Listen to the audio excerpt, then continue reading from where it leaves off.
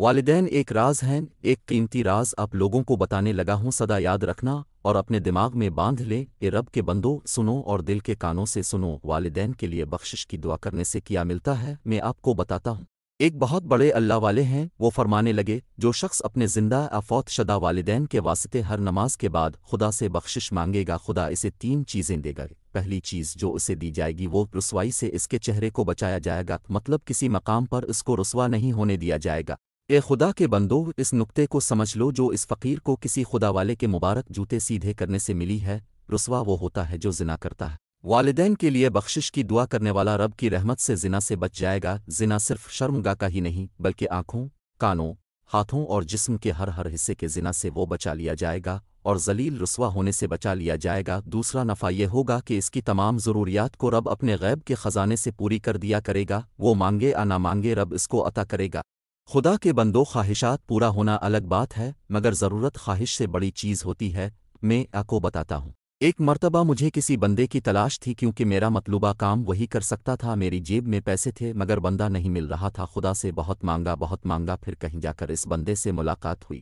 اس بندے سے ملنا میری خواہش نہیں، میری ضرورت تھی، اگر وہ نہ ملتا اور میری ضرورت پوری نہ ہوتی تو مجھے لاکھوں کا نقصان ہو جاتا۔ دوسری مثال سے اب مزید بہتر سمجھ لو گے، ایک بندہ ہاتھ میں پیسے پکڑے بھاگ رہا تھا، کسی نے پوچھا کیا ہوا، وہ کہنے لگا میری بیوی ہسپتال میں داخل ہے اور اسے خون کی شدید ضرورت ہے، پیسے میرے ہاتھ میں ہیں مگر خون نہیں مل رہا۔ عزیز ناظرین، اب بتا دو، خون ضرورت تھی یا خواہش؟ خدا کے بندو، اس دنیا کے نظام کو سمجھنے کی کوشش کرو، سب کچھ معلوم ہو جائے گا۔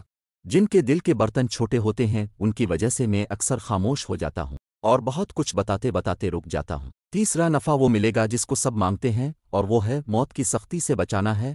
اے خدا کے بندو، آخری وقت وہ کریم رب موت کی سختی سے محفوظ رکھے گا۔ کبھی کبھی ہسپتالوں میں جایا کرے، موت سے پہلے موت کا منظر نظر آئے گا، جان کیسے نکلتی ہے اب خود دیکھ لیں گے۔ لوگ ایڑیاں رگڑتے رہتے ہیں مگر جان نہیں نکلتی، مگر وہ کریم رب کہتا ہے جو اپنے والدین کی بخشش مانگے گا میں اس تکلیف سے بھی بچا لوں گا۔ اے خدا کے بندو، والدین سے مراد صرف آپ کو پیدا کرنے والے ماں باپ ہی نہیں بلکہ آپ کا دادا، پھر اس کا والد، پھر اس کا والد، اسی طرح یہ سلسلہ چلتا جاتا ہے اور آپ کی پچھلی تمام نسلیں بھی بخش دی جاتی ہیں۔ عزیز ناظرین، یہ سودا مہنگا نہیں، دعا کرنے کا ایک طریقہ بتا دیتا ہوں، منزل آسان ہو جائے گی۔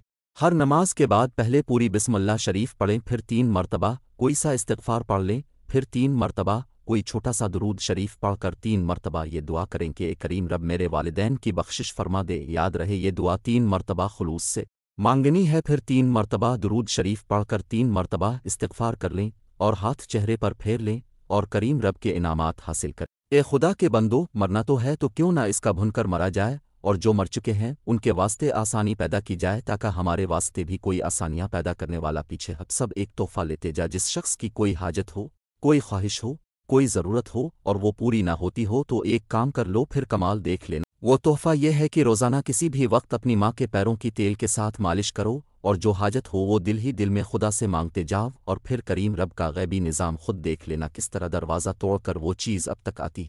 عزیز ناظرین، مجھے آپ لوگوں کی طلب دیکھ کر بہت خوشی ہوتی ہے۔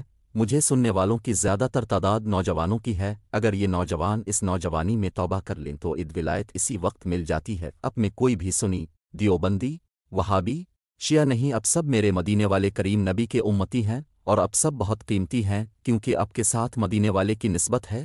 میں آپ کے لیے دعا گو ہوں۔